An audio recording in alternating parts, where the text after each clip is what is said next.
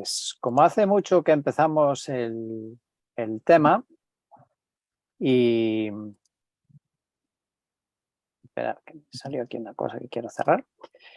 Y seguro que ya nadie se acuerda de lo que hemos estado hablando. Lo que vamos a hacer hoy es un repaso rápido, casi solo de titulares, en cuanto a lo que ya hemos visto en semanas que se han convertido en meses desde que iniciamos este tema. Y después, si es posible, pues veríamos el tema en el Antiguo Testamento. Así que hoy quizás sea menos participativo, en próximas ocasiones espero que participéis más, pero sin duda también habrá tiempo para que podáis decir algo si queréis decirlo y también si me queréis interrumpir en algún momento, pues si no son interrupciones continuas o para hablar de otra cosa diferente, pues también hay lugar. Bien, pues en primer lugar, el fundamento por qué hablamos de este tema es que no somos dueños de nada. Nosotros solo somos administradores, es decir, personas a las que Dios ha encargado que administremos parte de lo que es suyo. Uno de los textos que sirve de este argumento es el de Salmo 24, donde dice que del Señor es la tierra y su plenitud. Todo es de Dios, por lo tanto, nada es mío, nada es tuyo.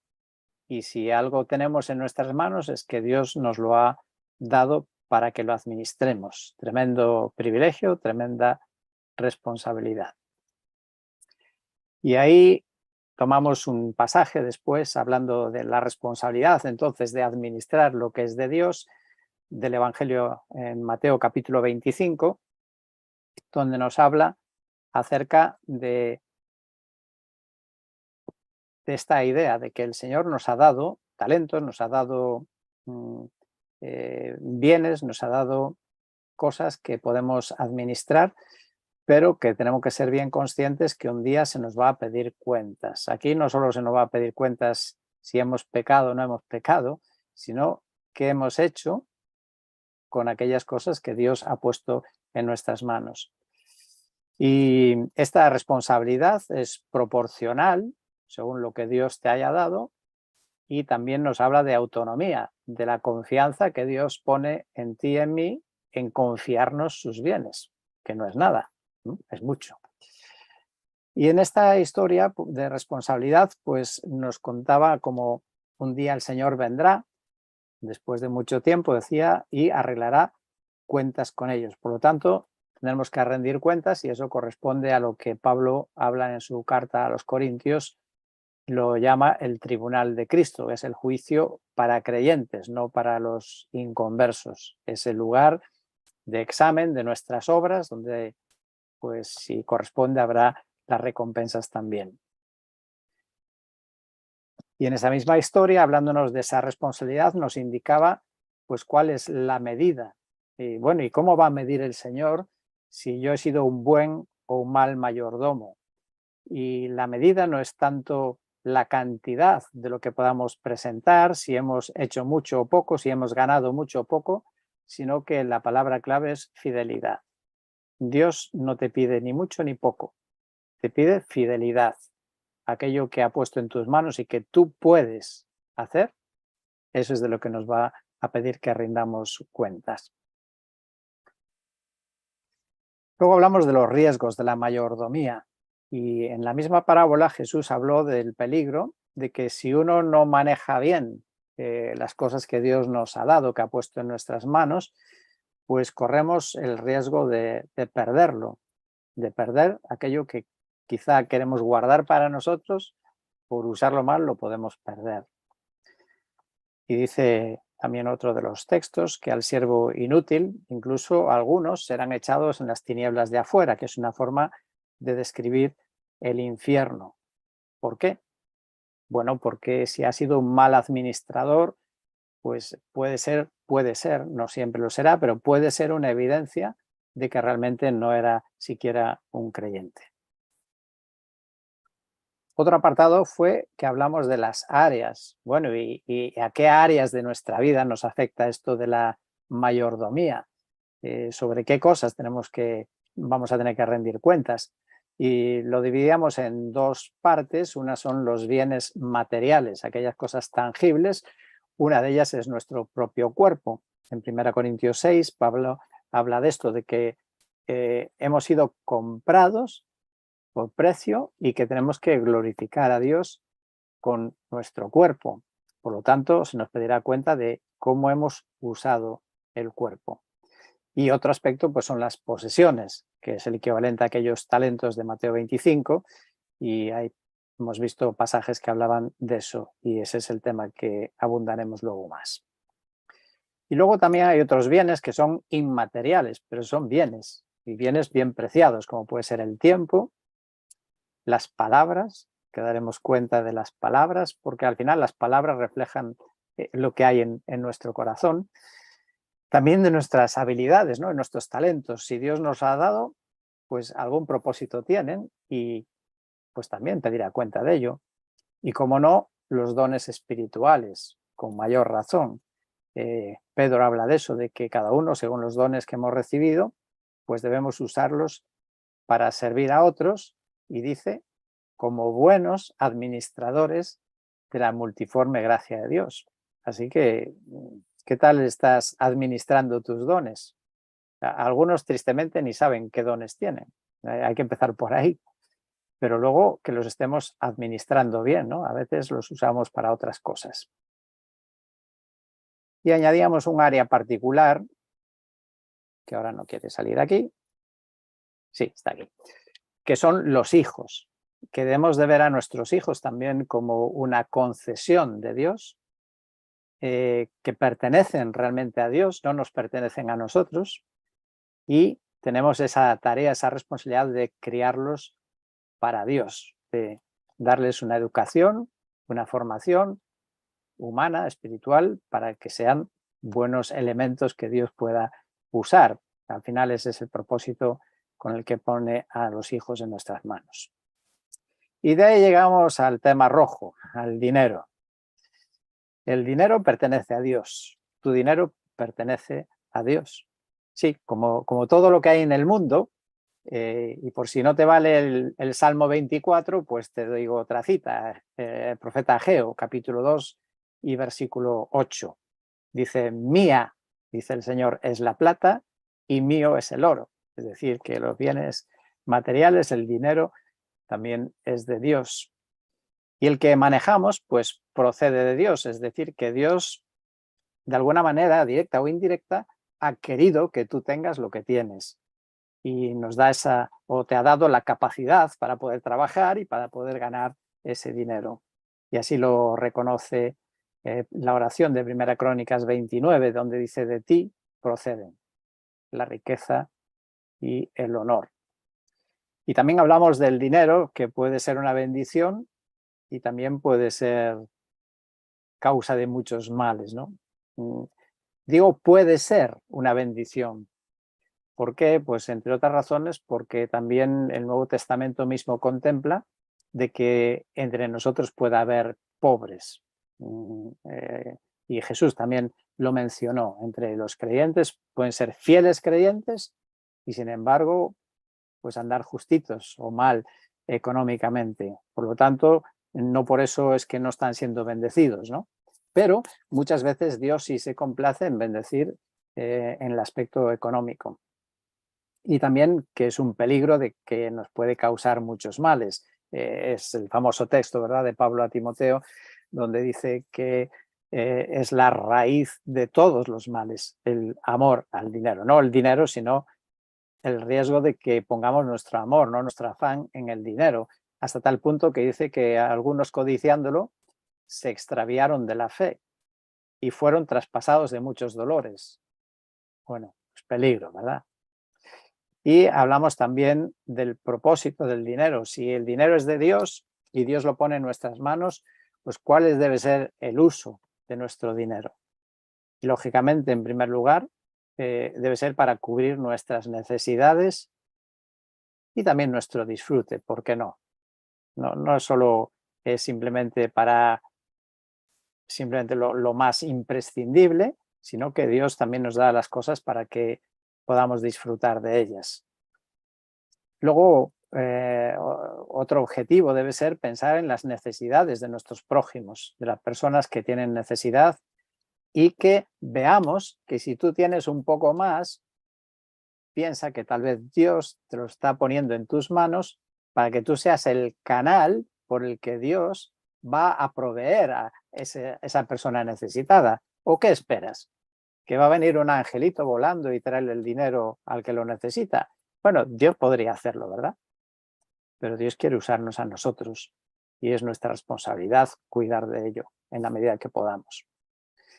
Y luego está el apartado que nos introduce al tema de hoy, que es el de las ofrendas. Las ofrendas también. Dios nos da dinero del cual debemos apartar una parte para las ofrendas. Y aquí pues habrá muchos interrogantes prácticos a los que llegaremos en futuras ocasiones, donde nos preguntaremos, bueno, ¿y cuál debe ser la parte de Dios? ¿Cuánto debo ofrendar? ¿Qué importancia tiene? ¿Cómo debemos de hacerlo? Bueno, a lo largo de las próximas semanas espero que entre todos vamos a ir contestando esas preguntas. Pues bien, hoy ya entramos en materia nueva aquí. Me gustaría que nos acercáramos al tema de las ofrendas desde el Antiguo Testamento. No podemos separar Antiguo y Nuevo Testamento, forman un conjunto, aunque es verdad, y ya os planteo que podéis ir pensando en ello, que hay diferencias entre el Antiguo y el Nuevo Testamento. Si queréis trabajar el tema, pensadlo. ¿Qué cambia entre el Antiguo y el Nuevo Testamento? Hoy vamos a estar viendo, hasta donde nos permita el tiempo, la idea de las ofrendas en el Antiguo Testamento, porque al final el Nuevo parte del Antiguo y tenemos que conocer eso primero. Si no hiciera falta, pues ya lo podíamos quitar esas páginas de la Biblia, pero no es así. Entonces, en primer lugar, ¿cuál es la idea que hay cuando leemos la palabra ofrenda en la Biblia? ¿De qué estará hablando? ¿En qué está pensando? Bueno, podríamos definirlo algo así, que ofrenda es algo que Dios prescribe que le debe ser presentado a Él. Algo que Dios ha dicho que se le debe presentar a Él. Y el objetivo de las ofrendas, pues tenían que ver, por un lado, con buscar el favor de Dios, especialmente aquellas ofrendas que están relacionadas con los sacrificios del Antiguo Testamento. Pues ¿para qué eran los sacrificios? Pues eran, muchos de ellos, por el pecado, ¿no? Eran ofrendas que se hacían por el pecado buscando la reconciliación con Dios. Otras eran ofrendas que se traían en señal de gratitud a Dios, precisamente porque reconocían que su cosecha, que el ganado, que todo lo que habían recogido, pues venía de Dios, y en gratitud pues traían esas ofrendas a la casa de Dios. Es interesante en la historia, ¿no? Donde vemos que los holocaustos, en este sentido de gratitud, pues vienen ya desde los inicios de la historia. Lo encontramos, por ejemplo, en Noé. Cuando él sale del arca, lo primero que hace, dice que ofreció holocaustos, y el Señor, Génesis 8, versículos 20 y 21, dice, y el Señor percibió el aroma agradable. Y ahí no era un holocausto propiamente por una reconciliación con Dios, sino era la gratitud. Imagínate a Noé después de su periplo, tantos días en el barco, y humanamente pues tendría sus momentos tal vez de dudas, ¿no? De pensar, bueno, ¿esto parará alguna vez o no? ¿Esto vamos a pisar tierra seca o no? Y vería cómo poco a poco los víveres se irían agotando y cada vez quedaría menos. Y aunque era un hombre de tremenda fe, sin duda ninguna, seguro que la siguió conservando, pero qué alivio, ¿no? El día que se posó el arca y se pudo abrir la puerta y pudo salir, y lo primero que hace no es recorrer la tierra a ver dónde hacemos nuestra casita, ¿no? Lo primero que hace es un holocausto, que es una ofrenda de gratitud a Dios, y Dios se agradó de ese sacrificio que le presentó. Y también, y podría ser casi el resumen de todo ello, el propósito de las ofrendas también es glorificar a Dios, ¿no? Honrar a Dios, junto con asistir a los cultos. Os pongo aquí un par de textos. Salmo 96, versículo 8. y estamos en la época de David, que dice: tributad al Señor la gloria debida a su nombre. ¿Y cómo lo hacemos, no? Pues aquí lo dice: traed ofrenda y entrad en sus atrios. Las ofrendas son un gesto, una manifestación de honrar a Dios, igual que el asistir al templo. El ir a la casa de Dios es también una manera de honrar a Dios, de tributarle la honra y la gloria que le pertenece. Y de una manera aún más explícita, en el libro de los Proverbios, capítulo 3 y el verso 9, pues dice: honra al Señor con tus bienes y con las primicias de todos tus frutos. Honra al Señor con tus bienes y con las primicias de todos tus frutos. Bueno, pongámonos en la época. En la época no había euros, ¿verdad? Ni siquiera había pesetas. Y probablemente no había ni shekels, que es la moneda de Israel actual. Eran los bienes, ¿no? Y la cosecha, lo que tenían como salario, como beneficio, lo que iban percibiendo principalmente. Y eso era la manera, ¿no?, de expresar que uno honraba a Dios, trayendo una parte de esos beneficios que ellos experimentaban. Y bueno, los regalos, incluso en nuestra cultura, hasta no hace mucho, ahora han desaparecido bastante, y para mí, en mi opinión, afortunadamente, ¿no? Pero antes se llevaba mucho, ¿no? Que un cliente muy agradecido, por ejemplo, de un médico, de un abogado o incluso de un mecánico, pues en señal de gratitud y reconocimiento, sobre todo en Navidades o en otras épocas, pues les llevan sus regalos. Es una manera de agradecer, ¿no?, de expresar gratitud, de expresar honra a una persona que te ha ayudado a ti. Y así, con mayor razón, es con Dios.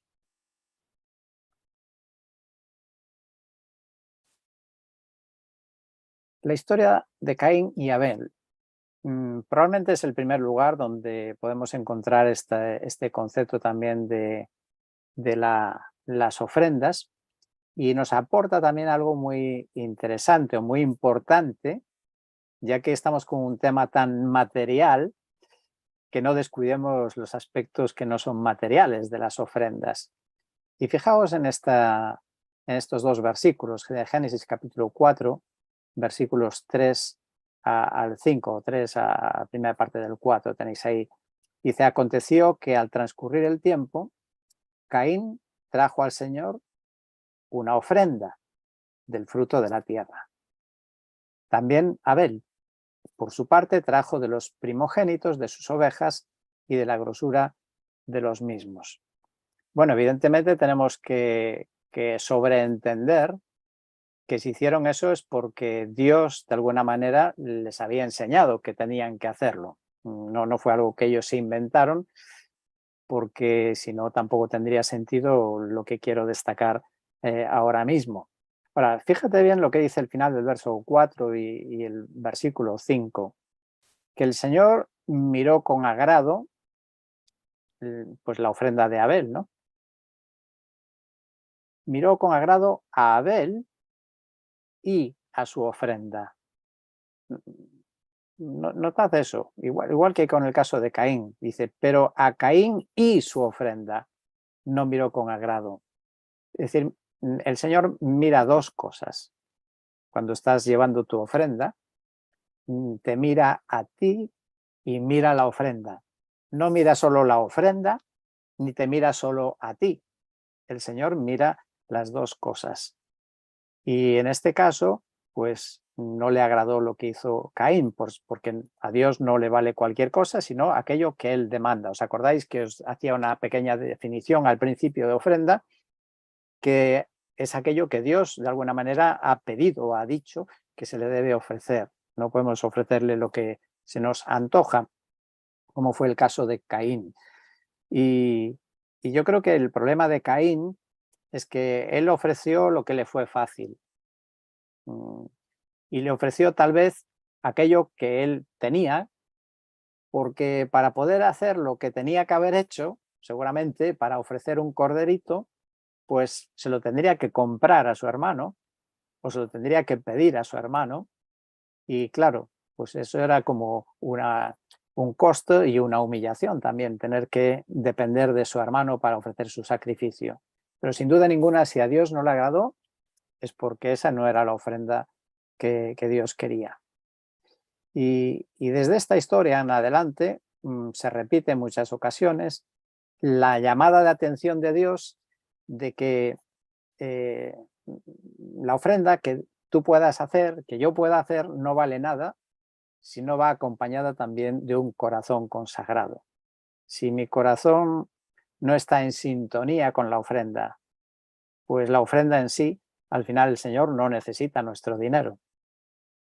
Entonces, ¿la ofrenda es importante? Sí, pero también es importante la actitud y el corazón. De hecho, muchas personas han puesto el énfasis en esa parte, ¿no? La parte de la economía del dinero, y con el dinero, pues por así decir, acallar su conciencia, diciendo, bueno, yo hago buenas ofrendas y entonces, pues aunque mi vida sea un poco relajada, no sea todo lo que le agrada a Dios, pero yo estoy haciendo buenas ofrendas, buenos sacrificios a Dios y por lo tanto, pues eso es lo importante, ¿no? ¿Y por qué? Bueno, porque es más fácil dar dinero, ofrendar, es más fácil que abandonar un pecado. Es más fácil ofrendar que consagrar la vida a Dios. Y de ahí pues tenemos ejemplos importantes en la historia, ¿no? Como el pago de las bulas, donde la gente pues estaba más dispuesta a hacer lo que no debía a cambio de pagar, ¿no? Aquí hay uno de los pasajes donde habla de este tema, ¿no? Que es Isaías capítulo 1. Además es el inicio justamente de su profecía. Y es Dios que le está hablando a su pueblo y le dice, mira, no traigáis más vuestras vanas ofrendas. Pero a ver, Señor, ¿no querías que lleváramos ofrendas? Sí, sí, pero aquí hay un problema. Dice, el incienso me es abominación. Lavaos, limpiaos, quitad la maldad de vuestras obras de delante de mis ojos, cesad de hacer el mal, aprended a hacer el bien, buscad la justicia, reprended al opresor, defended al huérfano, abogad por la viuda. Así que las ofrendas son importantes, pero también no podemos obviar la actitud. Así que si tú eres una persona que haces enormes ofrendas, bueno, a lo mejor no es suficiente para que Dios esté contento contigo. También es importante cómo está nuestra actitud, nuestro corazón y nuestro compromiso personal. Y un detalle más, lanzaría esta pregunta, ¿no? ¿Qué diferencia hay entre una ofrenda y un sacrificio? Si tú lees el Antiguo Testamento, encuentras que habla de los sacrificios, habla de las ofrendas y a veces se entremezclan las dos cosas, ¿no? ¿Y cuál sería la diferencia entre un sacrificio en el Antiguo Testamento o una ofrenda? Bueno, interesante que el hebreo usa palabras diferentes, entonces algo querrá decir que es diferente.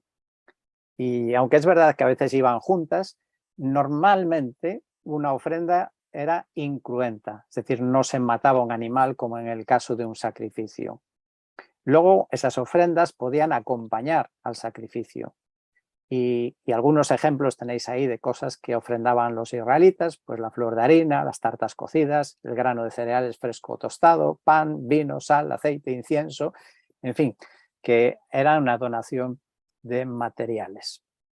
Así que ahí estaría la diferencia entre un sacrificio y una ofrenda cuando lo leemos eso en el Antiguo Testamento.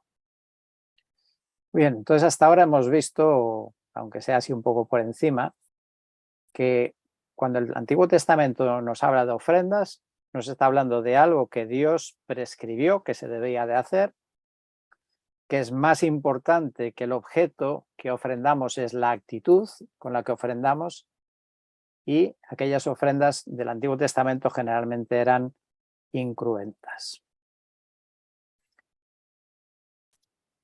Una segunda cuestión es el carácter que tenían las ofrendas, también interesante en el Antiguo Testamento. Y básicamente son dos, pero he puesto también una tercera ahí. Las ofrendas, unas eran obligatorias, es decir, que sí o sí, y si no, tenías problemas si no lo hacías. Otras ofrendas eran voluntarias, es decir, eran a mayores. Y luego había alguna, por lo menos que encontramos, que era extraordinaria. ¿Cuáles son las obligatorias? En primer lugar, el diezmo. En el Antiguo Testamento Dios ordenaba a su pueblo Israel que tenía que dar el diezmo, es decir, tenía que dar el 10% de lo que cosechaban o de lo que producía su ganado, había que aportar el décimo. Era como si fuera el pago de una renta, ¿no? Como Dios es el dueño de la tierra produce, bueno, pues el 10% se lo tienes que pagar al dueño, al señor de la tierra. Aquí tenéis algunos textos donde lo dicen: diezmarás fielmente todo el producto de tu sementera, lo que rinde tu campo cada año. 10% de lo que rinde el campo es la ofrenda. Levítico 27, así pues todo el diezmo de la tierra, de la semilla de la tierra o del fruto del árbol es del Señor. Es del Señor. Es cosa consagrada al Señor. Bueno, antes de decir que en Deuteronomio 14, si usas la Reina Valera revisada, lo dice incluso con más potencia, con más fuerza, ¿no? Dice indefectiblemente diezmarás. O sea, aquí no se lo puede saltar nadie. Incluso hasta los levitas también tenían que diezmar. Sí, los levitas que recibían el diezmo del pueblo, pues de ellos, de ese diezmo también tenían que ofrecerlo a Dios. Bueno, Levítico también habla de esto y otros pasajes de la Biblia enfatizan esta frase aquí, que es del Señor. La ofrenda pertenece al Señor. Lo que debemos ofrendar a Dios es algo que no es tuyo, es que le pertenece a Dios. Y luego también algunas de estas ofrendas se podían redimir. ¿Qué quiere decir redimir? Pues se podía sustituir una cosa por otra. Interesante eso también. Pero también es interesante la norma, ahí la tenéis en Levítico 27, es que si tú, bueno, no querías ofrender la harina y querías sustituirla por otra cosa, lo podías hacer, pero había que incrementar entonces el valor en un 20%. Bueno, seguramente era para no caer en la tentación de rebajar la ofrenda, ¿no? De dar menos y de no andar haciendo siempre excepciones. Pero es una observación curiosa, ¿verdad? Bueno, ofrenda obligatoria en el Antiguo Testamento eran los diezmos, el 10% de lo que tú cosechabas, de lo que tú ganabas. Segunda ofrenda obligatoria, las primicias. Dice Deuteronomio 26.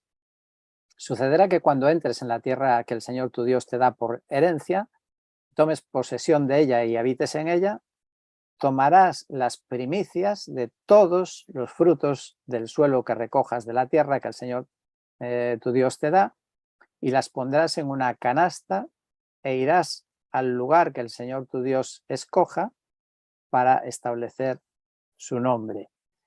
Y bueno, ahí no lo he puesto, pero es interesante leer el resto del capítulo porque nos dice algunas cosas que tenían que decir. O sea, llevaban la ofrenda y no era coger y dejarlo ahí, soltar la ofrenda, ¿no? No, que lo hacían con sentido.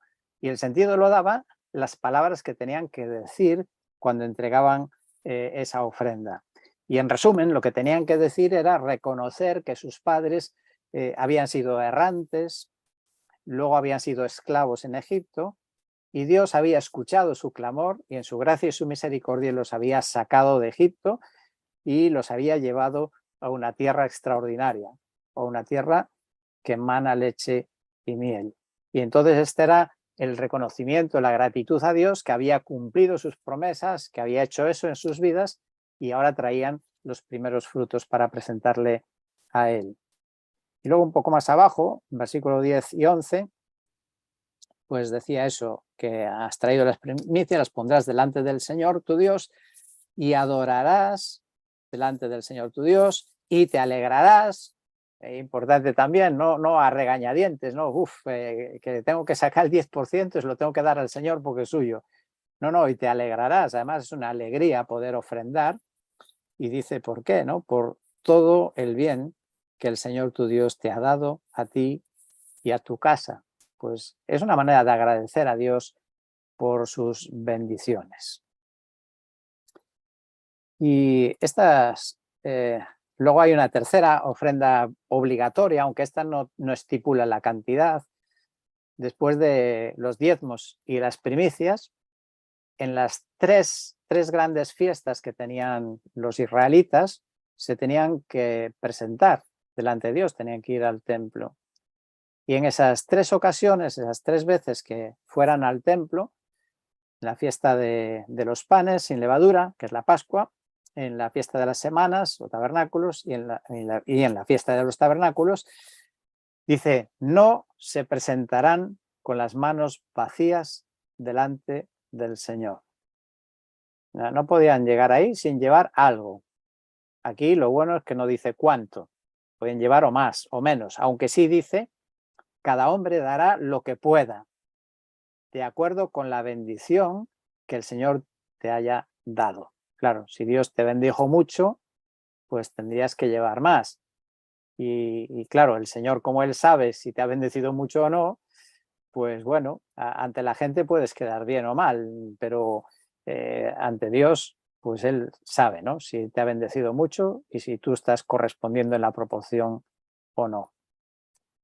Dicho todo esto, que son las 3 obligaciones en las ofrendas, bueno, creo que sí, voy a poner la siguiente, nos advierte del peligro de no ofrendar. Es decir, si Dios pide esas ofrendas y no las aportas, pues tiene un peligro, tiene un problema, ¿no? Era una desobediencia y lógicamente toda desobediencia a Dios pues siempre trae consecuencias. Y los profetas lo advertían y fijaos cómo lo define Malaquías. Una persona que no ofrenda a Dios lo que debe ofrendar, Dios considera que le está robando. Vaya atrevimiento, ¿no? Intentar robarle a Dios. ¿Robará el hombre a Dios? Pues me estáis robando, dice Malaquías. ¿Y en qué te hemos robado? Pues en los diezmos y las ofrendas. Con maldición sois malditos, porque vosotros, la nación entera, me estáis robando. Así que este texto nos dice que hay una relación directa entre las ofrendas y la maldición o bendición. Hay una relación directa entre recibir bendición o maldición conectado con las ofrendas. Digámoslo en positivo. Mejor en positivo. Dice Malaquías 3, versículos del 10 al 12. Le está invitando al pueblo, porque Dios quiere bendecir a su pueblo. Dice, mira, traed todo el diezmo al alfolí y para que haya alimento en mi casa, y ponedme ahora a prueba en esto, dice el Señor de los ejércitos, si no os abriré las ventanas del cielo y derramaré para vosotros bendición hasta que sobreabunde. Por vosotros, además está añadiendo, por vosotros reprenderé al devorador para que no os destruya los frutos del suelo, ni vuestra vid en el campo será estéril, dice el Señor de los ejércitos. Y además, todas las naciones os llamarán bienaventurados porque seréis una tierra de delicias, dice el Señor de los ejércitos. Así que interesante, ¿no? Que Dios no solamente habla de la parte negativa, de que si no ofrendas lo que debes ofrendar vas a tener problemas, también Dios bendice a aquellos que obedecen y que cumplen con lo que Dios nos pide.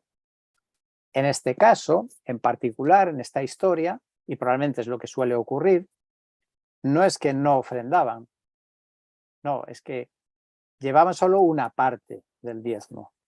Fijaos, traed, que dice el verso 10, traed todo el diezmo, no el 5%.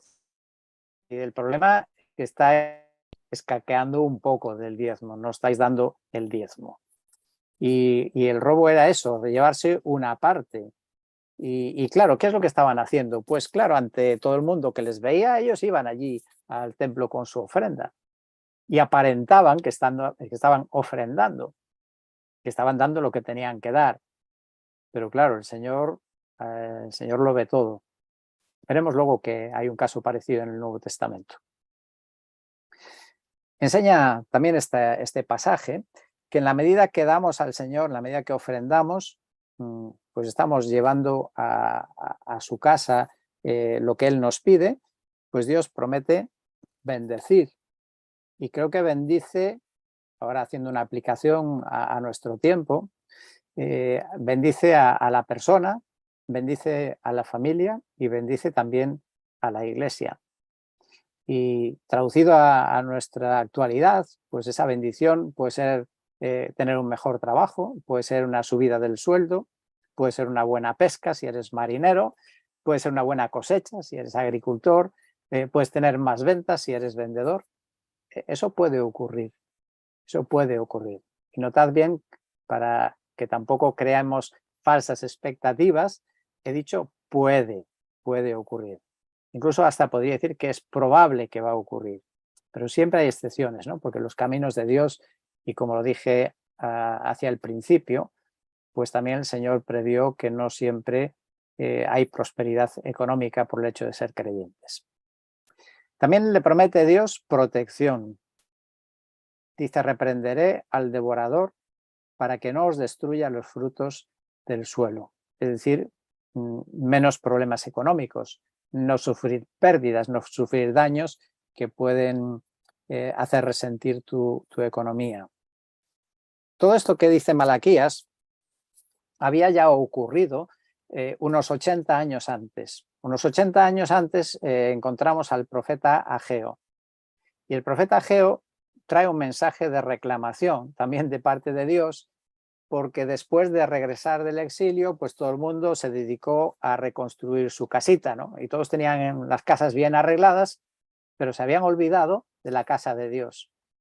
Y entonces él les dijo, mira, ¿no habéis pensado por qué estáis teniendo muchos problemas con la cosecha? ¿No habéis pensado de que estáis esforzándoos mucho, que trabajáis bien, trabajáis mucho la tierra, sembráis mucho, pero estáis recogiendo poco? ¿Habéis pensado cuál puede ser la causa de esta sequía? Y ya, pues fui yo, dice Dios. Fui yo que traje la sequía. ¿Y sabéis por qué? Pues que vosotros habéis cuidado mucho de vuestras casitas, pero mi casa está abandonada. Y aquí, pues 80 años después, parece que repiten la misma historia. Pero sigamos viendo en positivo las promesas de Dios, ¿no? Y aquí os cito un par de textos de Proverbios. En Proverbios 3, versículos 9 y 10, dice, honra al Señor con tus bienes y con las primicias de todos tus frutos. Entonces tus graneros se llenarán con abundancia y tus lagares rebosarán de mosto. Mira, es mi experiencia y ahora sí hablo a nivel personal. Y he leído muchos libros, incluso con testimonios en este sentido, que cuando ofrendas más, Dios bendice más. No estás perdiendo. Iba a usar una palabra, pero no lo voy a usar porque no quiero llevar a engaño. Pero en la medida que nosotros damos más al Señor, el Señor de alguna manera lo recompensa incluso con creces. Una ilustración, un ejemplo del Antiguo Testamento. Ana. Ana lloraba, pasó años llorando por un hijo. Y casi en su desesperación para intentar convencer a Dios, hizo una promesa que luego, bueno, no se arrepintió porque cumplió su promesa, pero quién sabe lo que habrá pasado humanamente por su cabeza, ¿no? Y Ana tuvo el hijo que le pidió a Dios. Y ella se había comprometido de que si ella recibía ese hijo, se lo iba a dar a Dios. Lo iba a dedicar a Dios, lo iba a llevar al templo y allí fue un día y se lo dejó con el viejo Elí y ella se marchó para casa y su hijo quedó allí. Lo entregó al Señor. Pero ¿qué pasó después? ¿Cuántos hijos tuvo Ana? No tuvo ese. Cuando dio ese al Señor, recibió 5 veces más. Tuvo 3 hijos y 2 hijas. Es un principio, digamos, general, que conforme nosotros damos a Dios, Dios nos da. Lo podemos aplicar incluso a otros aspectos y áreas de nuestra vida, el tiempo.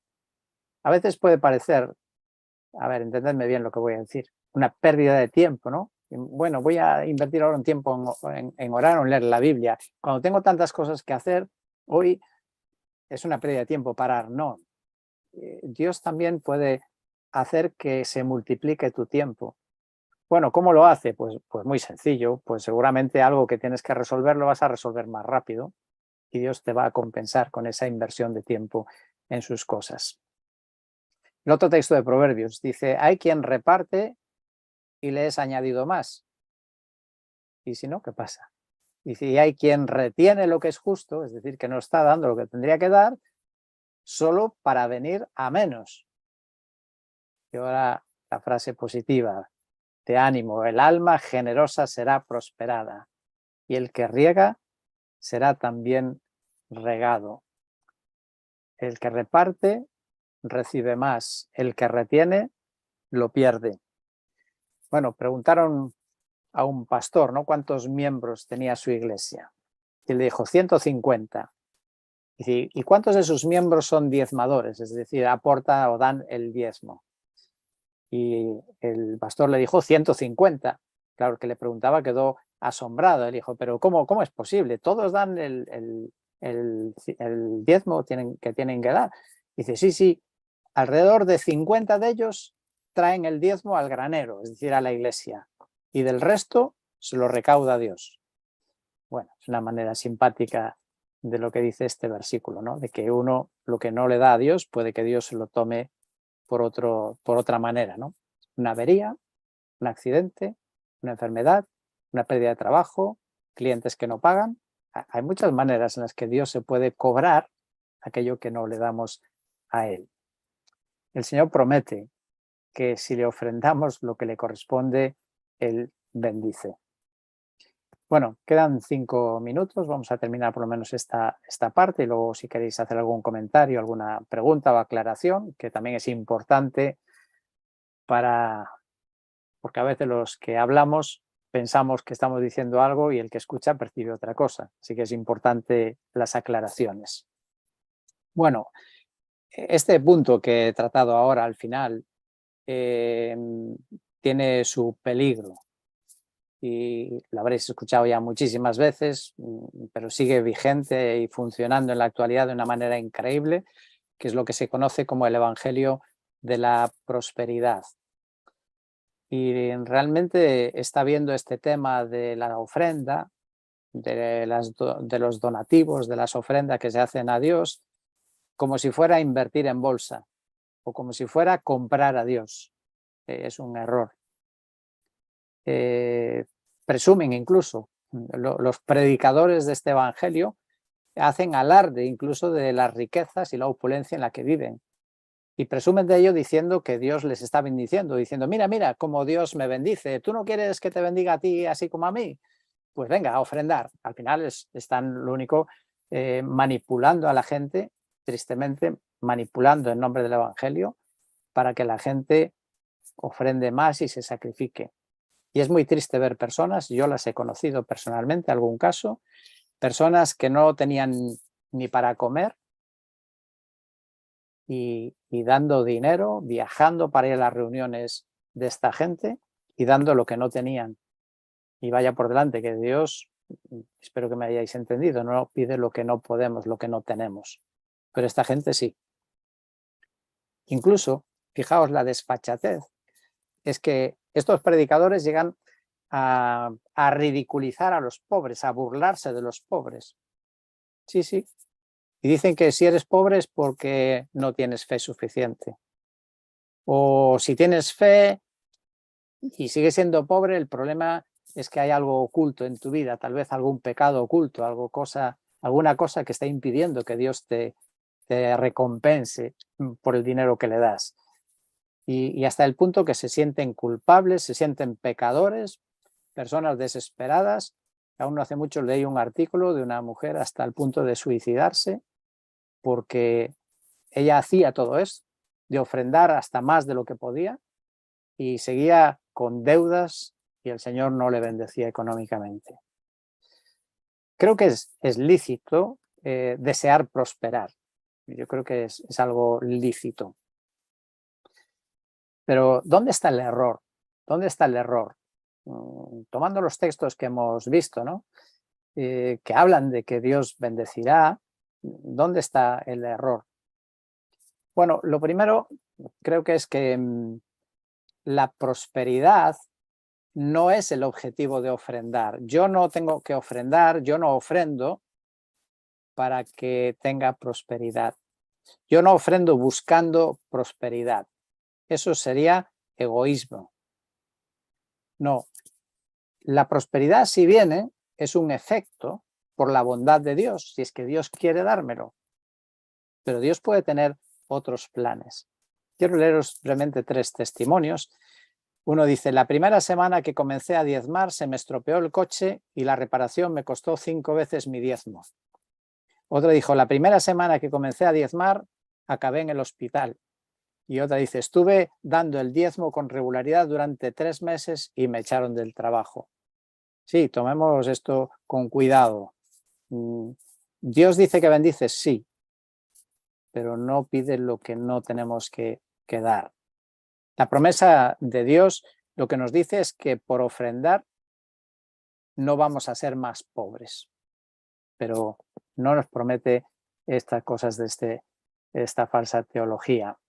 Si ofrendamos a Dios es porque Dios lo merece. Es más, no es porque vamos a ganar nada a cambio, sino porque estamos en deuda con Dios. Sí, ofrendamos porque estamos en deuda con Dios. Y cuando ofrendamos no deberíamos esperar nada a cambio. Yo no debo ofrendar pensando en lo que voy a recibir. Ofrendar no es para enriquecerse. En todo caso, si Dios te da más, ¿sabes para qué? Para que ofrendes más. No para que tengas una cuenta más amplia. Y por último, diría también que lo que ofrendamos al final no es nuestro. Cuando estás ofrendando, y la Biblia lo dice en varios lugares, ¿no? Y estamos dando lo que ya es de Dios, le estamos dando a Él lo que ya es suyo. Así que no tiene mérito ninguno de nuestra parte el ofrendar.